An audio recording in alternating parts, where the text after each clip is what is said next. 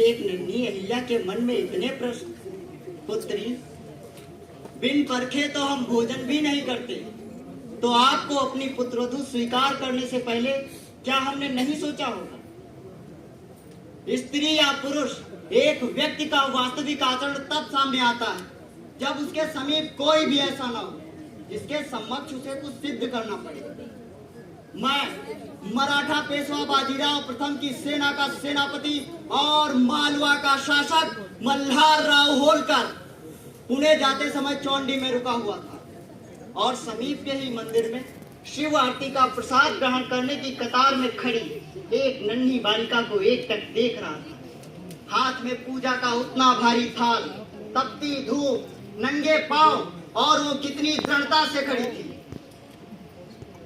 पूरे एक पहर बाद जब वो मंदिर से पंचामृत लेकर निकली तो उसने देखा कि कैसे एक दीन पुरुष उसके सामने प्यास के कारण गिर गया और वहां पर उपस्थित किसी भी अन्य व्यक्ति ने उसकी ओर सहानुभूति की दृष्टि के सिवाय कुछ अर्पित न किया, परंतु उस नन्ही बालिका ने अपना अथाह परिश्रम त्याग बिना एक बूंद चखे संपूर्ण उस प्यासे पुरुष को पिला दिया।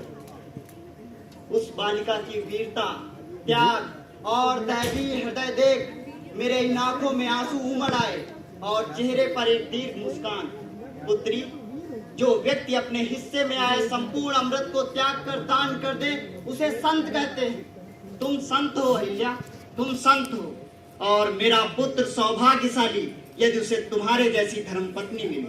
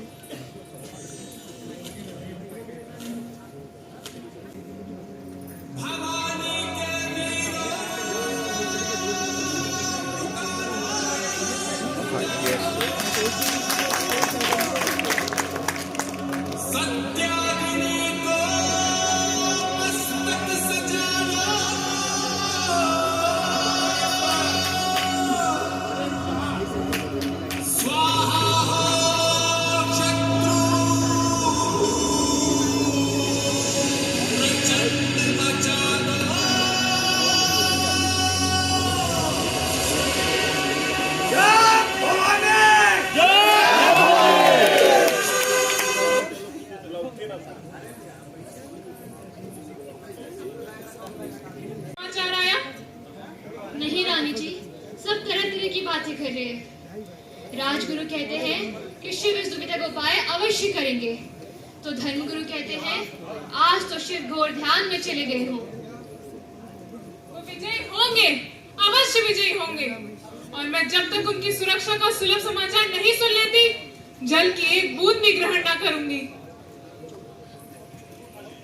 गजब हो गया रानी जी, गजब हो गया। क्या हुआ? बोलना, क्या हुआ? गुप्तचर सभा में आया था। वो कहता है कि खांडेराव की सेना जिस ओर छुपी हुई थी उस ओर शत्रुओं ने तोपें चला दी है और देखते ही देखते वो पूरी जगह ध्वस्त हो चुकी है और अब राजकुमार के आने की कोई उम्मीद नहीं बची है। रानी जी,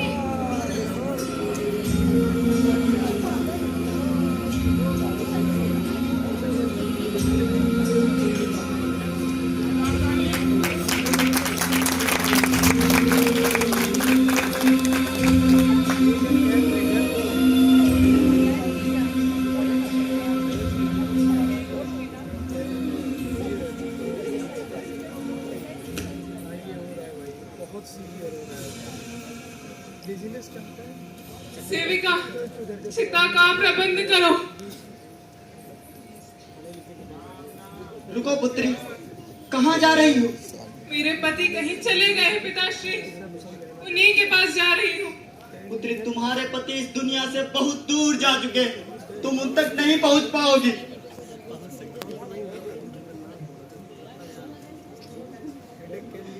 कुछ भी कर लो पर नहीं पहुंच पाओगी, कोई रास्ता नहीं बचा है अब। एक रास्ता भी और है पिताश्री, और वो रास्ता चाहे मेरे प्राण ही क्यों न मांगे, मुझे संकोच नहीं। मैंने विवाह के समय उन्हें वचन दिया था कि जीवन भर उनका साथ निभाऊंगी, और अब साथ निभाने का समय आ चुका है। मुझे उनके पास जाना ही होगा। और मैं पुत्री, तुम तो सती होकर मेरे पुत्र के समीप चली जाओगी, पर ये तुम्हारा वृद्ध पिता ये कहाँ जाएगा? वो वृद्ध पिता जिसकी लाठी बस अभी अभी टूटी है, अब क्या उसको सहारा देने वाला इकलौता कंधा भी चला जाएगा? हालांकि मेरे में इतना साहस कहाँ कि मैं आपको रोक सकूं, पर कृपा कर ये विचार बदल दो पुत्री, बदल दो। और यदि संकल्प की गांठ बांध ली है तो पहले मुझे चिता पर बैठ जाने दो, बैठ जाने दो।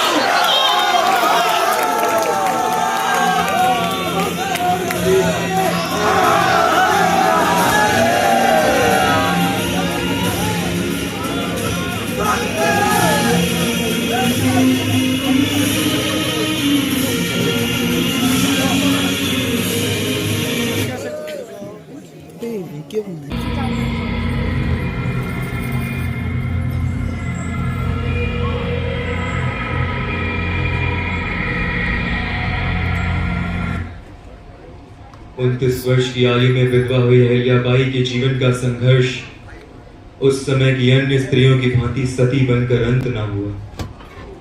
लोग कहते हैं शायद यही शिव की इच्छा थी। पुत्र की मृत्यु के पश्चात मल्हार राव होलकर ने अहिल्याबाई को ही अपना पुत्र मान लिया। राज्य के हर छोटे बड़े फैसलों की चर्चा आकर अहिल्याबाई से करते थे। कुछ समय पश्चात तो ये स्थिति हो गई कि बिन अहिल्याबाई से पूछे मानो उन्होंने कुछ करना ही बंद कर दिया। अहिल्याबाई भी राजतंत्र व लोक कल्याण के सभी कार्यों में उत्सुकता पूर्वक भाग लेने लगी। उनकी बुद्धि और राजतंत्र कुशलता देखते ही देखते पूरे मालवा समाज में विख्यात हो गई और लोगों के हृदय में उनका स्थान राजमाता का हो गया। परंतु समय को तो देवी की अभी और भी परीक्षाएं लेनी बाकी थी। पति की मृत्यु के कुछ समय पश्चात पिता मल्हार राव होलकर की भी मृत्यु हो गई और 35 की आयु में अपने इकलौते पुत्र को भी मरते देखना पड़ा। परंतु जो सैनिक युद्ध अपनी मां की रक्षा के लिए लड़ता है, यदि उसके हाथ चलाने पर उसके हाथ काट दिए जाए तब भी वो पैरों से आघात करने में भयभीत नहीं होगा। सभी प्रियजनों की मृत्यु के पश्चात भी अहिल्याबाई ने खुद को दीवार में बंद कर जीवन से मुंह न मोड़ा। अपितु 1767 से पूरे मालवा के शासन को अकेले संभाला और 1795 तक कुशल शासन किया।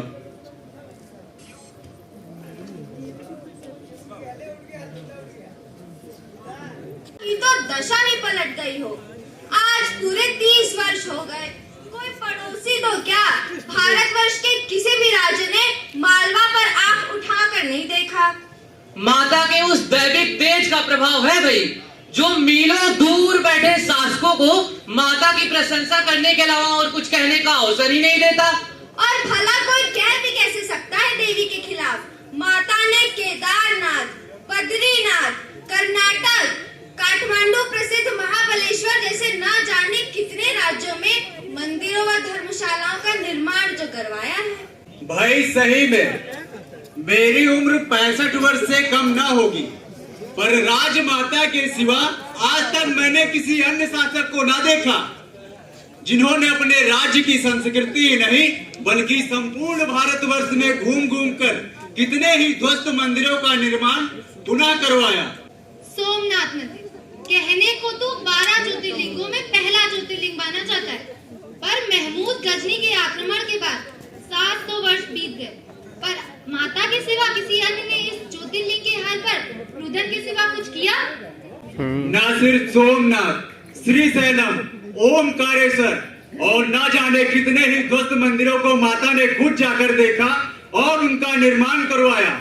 और तो और माता के राज्य में क्या कुछ ना हुआ। इंदौर को ही देख लो, कहाँ एक समय का गंवई क्षेत्र, आज देश विदेश से लोग यहाँ व्यापार करने आते हैं। और व्यापार का मुख्य कारण महेश्वर की प्रसिद्ध माहेश्वरी साड़ी, जिसकी निर्माण कला माता ने मेरी जैसी सैकड़ों स्त्रियों को सिखाई और गृहस्थ जीवन से ऊपर उठकर 4 पैसे कमाने योग्य बनाया। और तो और इंदौर की बढ़ती इस उन्नति का कारण है वो हजारों ब्राह्मण और साधु संत महात्मा जो माता द्वारा निर्मित ब्रह्मपुरी में 24 घंटे बैठकर भोजन कर पाते हैं।